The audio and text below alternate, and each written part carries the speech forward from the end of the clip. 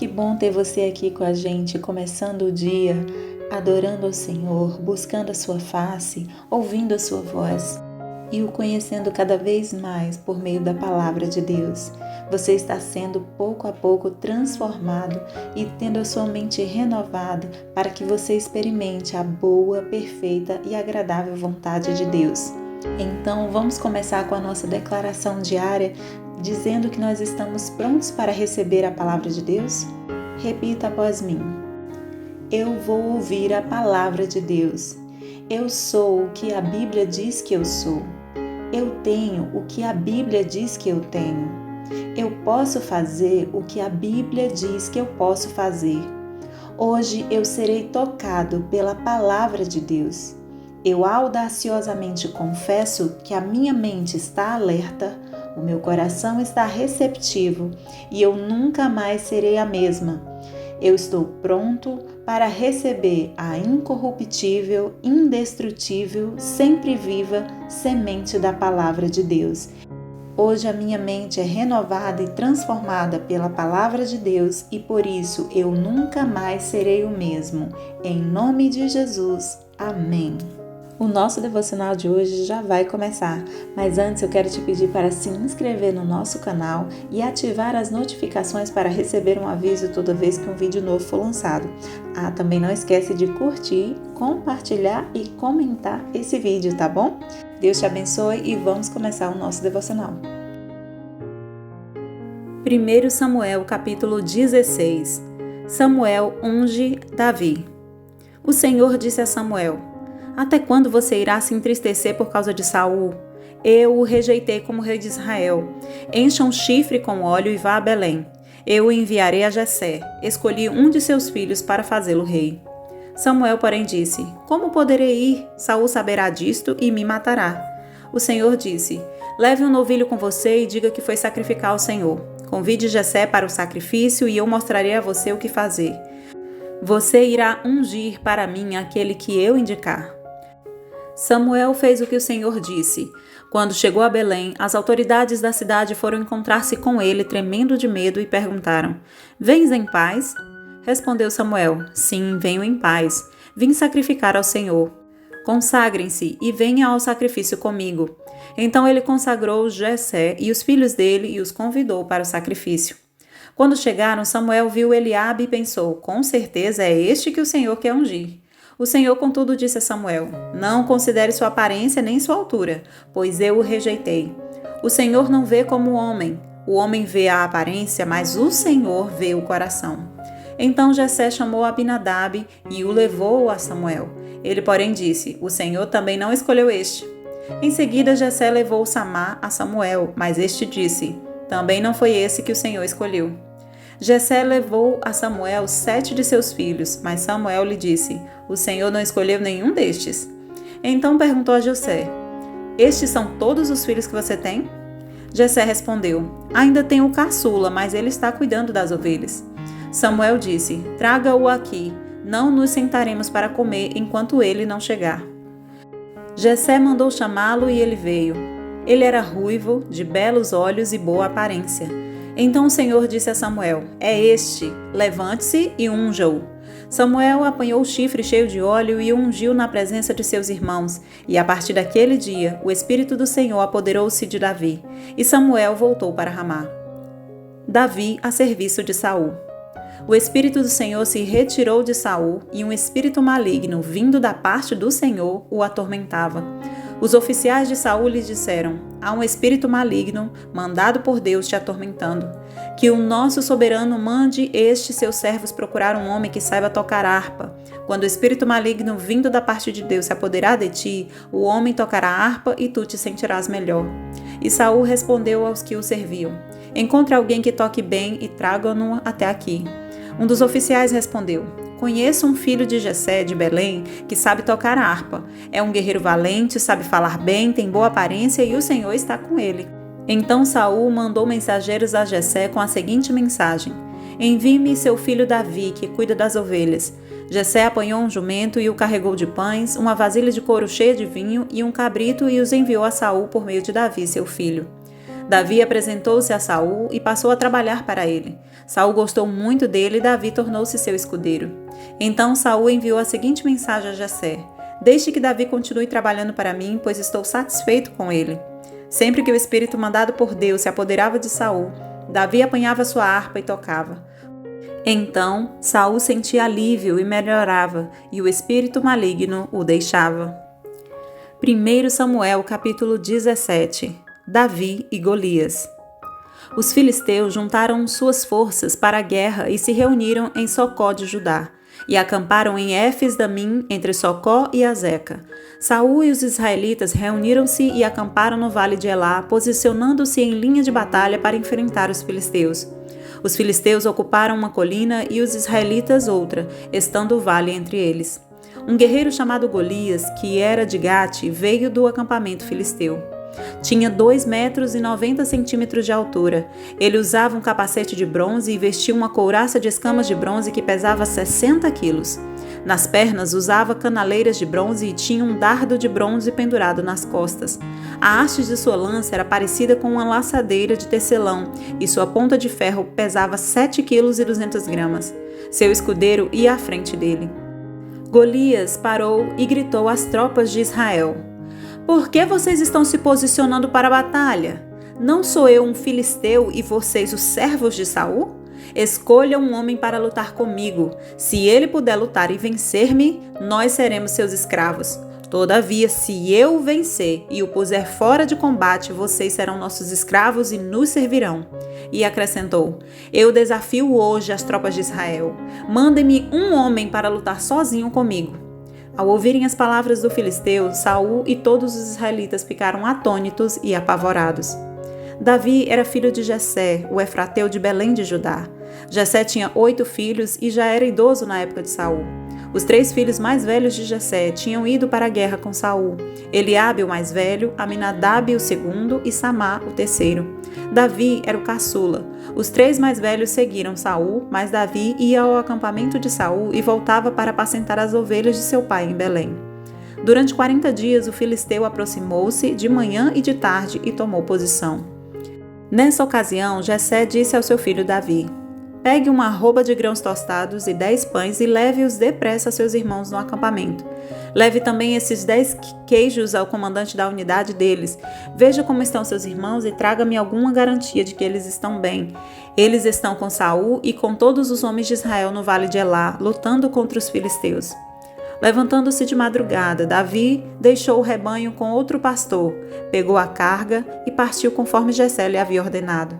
Chegou ao acampamento na hora em que, com um grito de batalha, o exército estava saindo para suas posições de combate.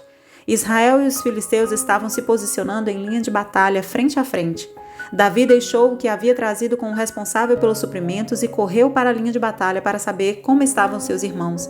Enquanto conversava com eles, Golias, o guerreiro filisteu de Gate, avançou e lançou seu desafio habitual, e Davi o ouviu. Quando os israelitas viram o homem, todos fugiram cheios de medo. Os israelitas diziam entre si: Vocês viram aquele homem? Ele veio desafiar Israel. O rei dará grandes riquezas a quem o vencer.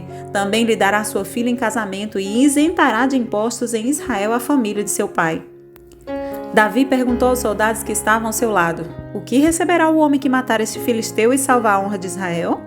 Quem é este filisteu incircunciso para desafiar os exércitos do Deus vivo?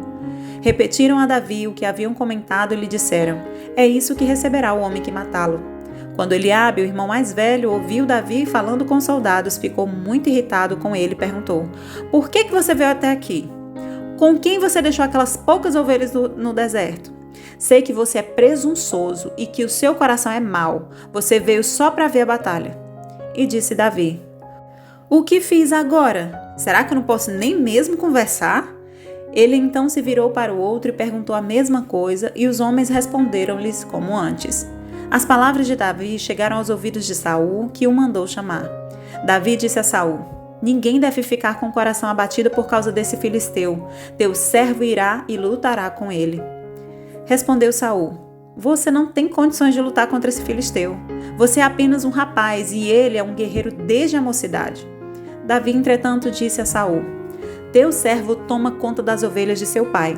Quando aparece um leão ou um urso e leva uma ovelha do rebanho, eu vou atrás dele. Dou-lhes golpe e livro a ovelha de sua boca. Quando se vira contra mim, eu o pego pela juba e lhe dou golpes até matá-lo.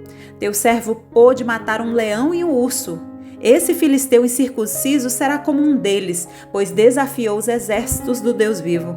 O Senhor que me livrou das garras do leão e das garras do urso me livrará das mãos desse filisteu. Diante disso, Saul disse a Davi: Vá, e que o Senhor esteja com você. Saul vestiu Davi com sua própria túnica, colocou-lhe uma armadura e lhe pôs um capacete de bronze na cabeça. Davi prendeu sua espada sobre a túnica e tentou andar, pois não estava acostumado com aquilo. E disse a Saul: Não consigo andar com isso, pois eu não estou acostumado. Então tirou tudo aquilo e em seguida pegou seu cajado, escolheu no riacho 5 pedras lisas, colocou-as na bolsa, isto é, no seu alforje de pastor, e com sua atiradeira na mão aproximou-se do filisteu.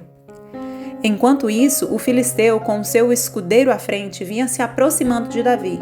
Olhou para Davi com desprezo, viu que era só um rapaz ruivo e de boa aparência e fez pouco caso dele. Disse ele a Davi: Por acaso eu sou um cão para que você venha contra mim com pedaços de pau? E o filisteu amaldiçoou Davi, invocando seus deuses, e disse: Venha aqui, e darei sua carne às aves do céu e aos animais do campo. Davi, porém, disse ao filisteu: Você vem contra mim com espada, com lança e com dardos, mas eu vou contra você, em nome do Senhor dos Exércitos, o Deus dos exércitos de Israel, a quem você desafiou. Hoje mesmo o Senhor o entregará nas minhas mãos, e eu o matarei e cortarei a sua cabeça. Hoje mesmo darei os cadáveres do exército filisteu às aves do céu e aos animais selvagens, e toda a terra saberá que há Deus em Israel. Todos os que estão aqui saberão que não é por espada ou por lança que o Senhor concede vitória, pois a batalha é do Senhor, e Ele entregará todos vocês em nossas mãos. Quando o filisteu começou a vir na direção de Davi, este correu para a linha de batalha para enfrentá-lo. Tirando uma pedra de seu alforje, arremessou-a com a atiradeira e atingiu o filisteu na testa, de tal modo que ela ficou encravada e ele caiu, dando com o rosto no chão. Assim Davi venceu o filisteu com uma atiradeira e uma pedra. Sem espada na mão, derrubou o filisteu e o matou. Davi correu, pôs os pés sobre ele e, desembainhando a espada do filisteu, acabou de matá-lo, cortando-lhe a cabeça com ela. Quando os filisteus viram que o seu guerreiro estava morto, recuaram e fugiram. Então os homens de Israel e de Judá deram um grito de guerra e perseguiram os filisteus até a entrada de Gate e até as portas de Ecrom. Cadáveres de filisteus ficaram espalhados ao longo da estrada de Saaraim até Gate e Ecrom. Quando os israelitas voltaram da perseguição aos filisteus, levaram tudo o que havia no acampamento deles.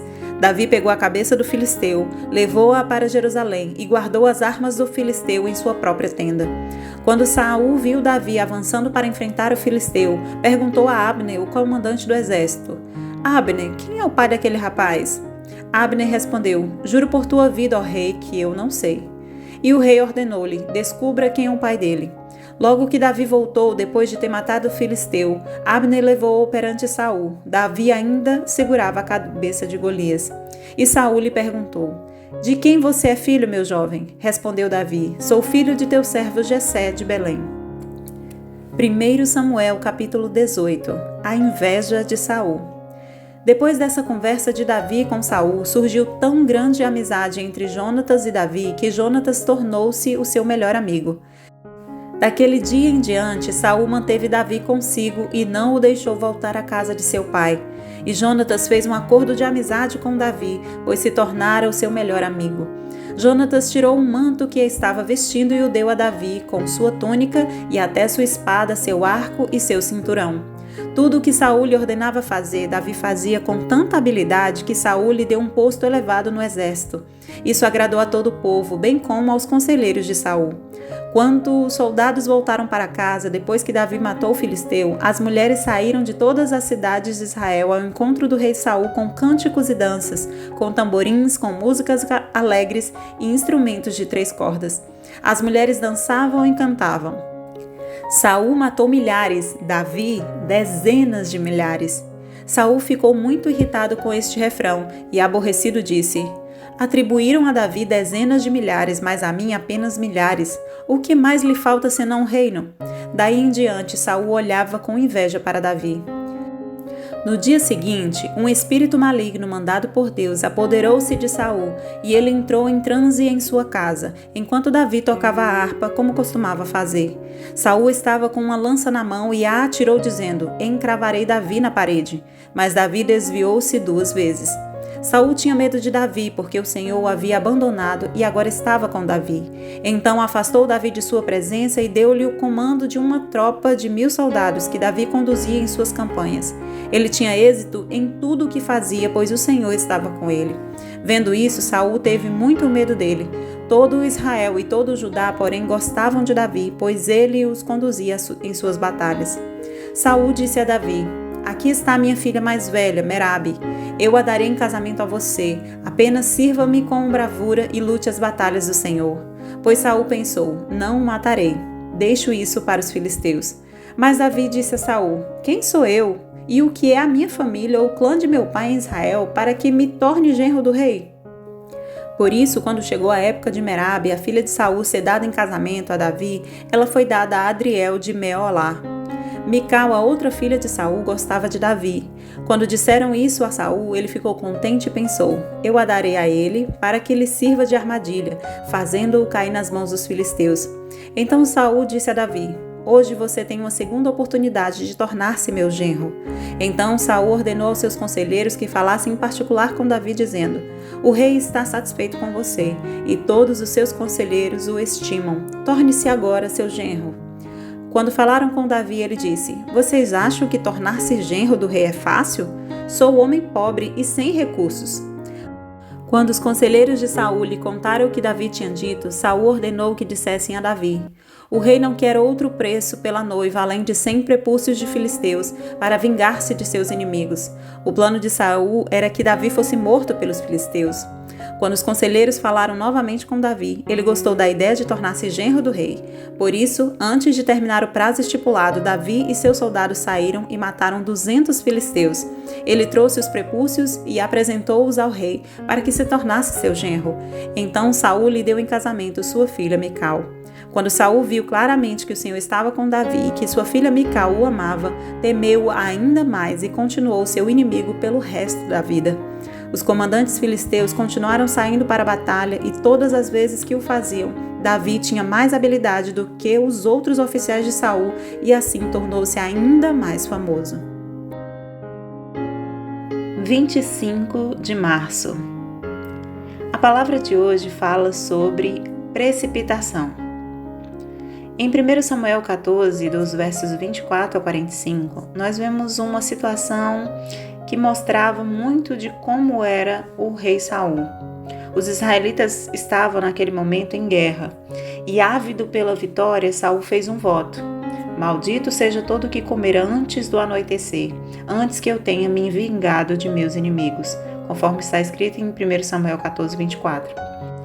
Ao fazer este voto, basicamente Saul estava proibindo que os guerreiros que já estavam lutando, que já haviam lutado, recobrassem suas forças ao se alimentar, o que seria natural de pensar dessa forma. Assim que você terminou uma atividade, você se alimentar para recobrar suas forças. Jonatas, o filho de Saul, ele não ouviu quando seu pai fez este voto e acabou comendo um favo de mel. Depois, quando Saul descobriu que o Senhor estava descontente com o povo, fez outro voto insensato. Aquele que tivesse causado desprazer divino seria morto. O resultado foi que o ofensor era o próprio filho do rei, Jonatas, mas os soldados o livraram da morte. Diante de uma situação tão difícil, a pergunta que implora por uma resposta é a seguinte: quem estava certo? Saul, Jonatas ou os homens que livraram Jonatas da morte? Jonatas ficara preso na impulsividade de seu pai. E, conquanto Saul tenha demonstrado muito zelo, revelou pouca prudência da sua parte. Para não ser humilhado, inclusive Saul estava disposto a matar o próprio filho. Mas os soldados discerniram a verdade. Eles foram firmes ao defender o homem de caráter íntegro que era Jonatas. Isso demonstra, portanto, que Saul era um rei precipitado. Jonatas era um herói de guerra, então ele não merecia a morte simplesmente por ter comido um favo de mel. Os soldados, eles preferiram então desobedecer a Saul para salvar Jonatas. Dessa história, o que nos traz uma lição valiosa é de que o Senhor não deseja que nós sejamos precipitados diante das situações, por mais difíceis que elas sejam. Nós precisamos pedir ao Senhor que nós tenhamos domínio próprio, que assim como Jesus nós sejamos longânimos, no sentido de nós termos paciência e especialmente resiliência diante de situações que muitas vezes nós não podemos ou não temos controle sobre ela.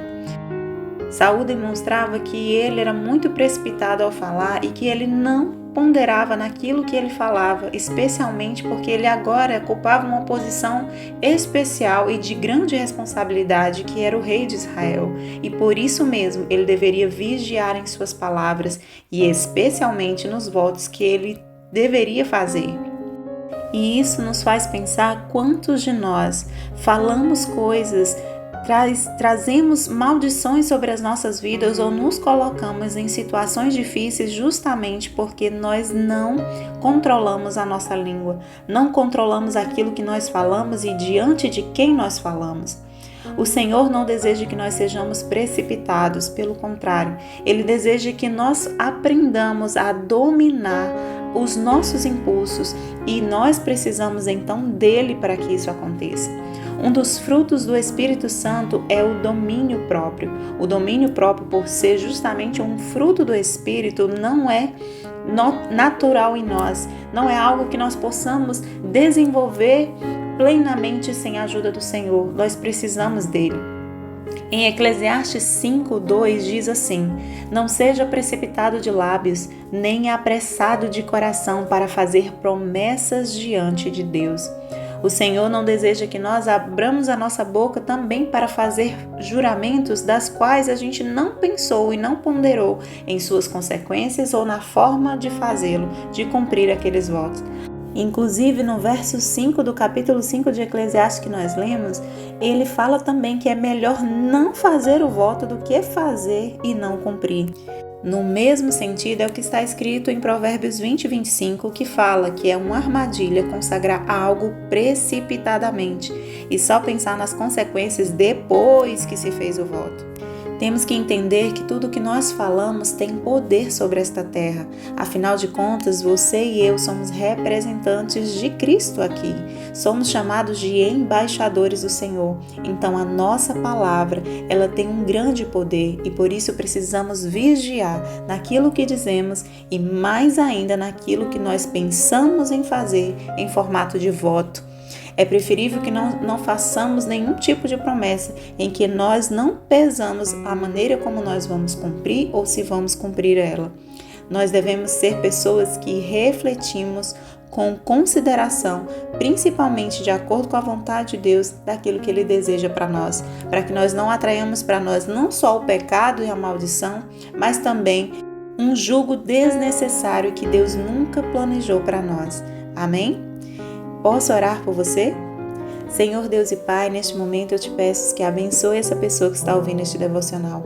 Perdoa, Senhor, os pecados das palavras que essa pessoa falou, Senhor Jesus, de forma apressada ou precipitada diante de Ti.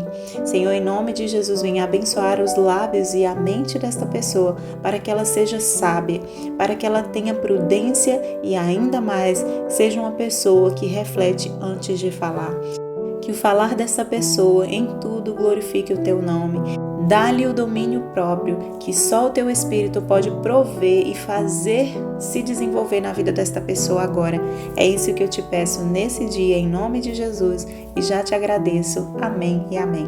Amém, meu querido. Amém, minha querida. Que Deus te abençoe, tenha um ótimo dia e até o próximo devocional.